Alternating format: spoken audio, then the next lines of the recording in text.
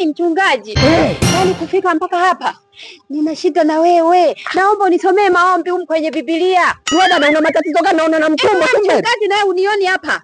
Tumbo mpaka linataka kuning'inia lianguke chini. Mimba hii sijui imeingiaje tu mimi. Naomba niombe, nataka nijue hii mimba imekujaje, Roho Mtakatifu au Mama Maria? Niambie. Yaani ina maana umejikuta tu? Nimejikuta tu, tumbo limekuwa kubwa. Hujawahi kuzaga mwana? Hapana, sijawahi. Hujazaga mwana kabisa? Hamna mchungaji, sijawahi. Mimi sijawahi kabisa mchungaji. Naomba niombee nijue mimi. Sasa hii mimba inaingiaje bila kuzaga mwana? Mimi sijui. Maria Mtakatifu sijui mimi. Au umekuwa Bikira Maria?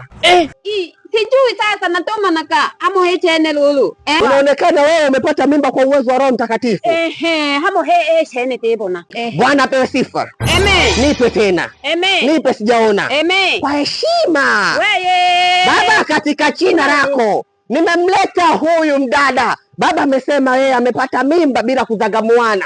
Hii mimba nashindwa kuelewa ameipataje libashanda libasaka. Baba nampelekea moto. Nampelekea moto. Ai, watoto wa Zaburi, watoto wa Galilaya, watoto wa Kutoka, watoto wa Ebeneza. Oho! Sasa hapa Bwana ameniambia umeze pitu. Ambo wabona lolo. Ili mimba itoke sababu baba si umjui. Bebe, ama ombi ni kweke batoto baipeneza. Hapa ni ba kutoka. Ili ama ombi kaga nayo. Ni maombi bwana, wewe sikiliza kama vipi nige sadaka yangu niondoke.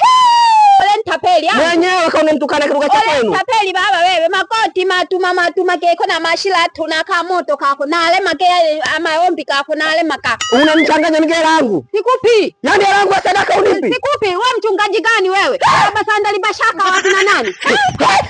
Yuhuda baka kimbia na mimba. Wana mimba kweli huyu.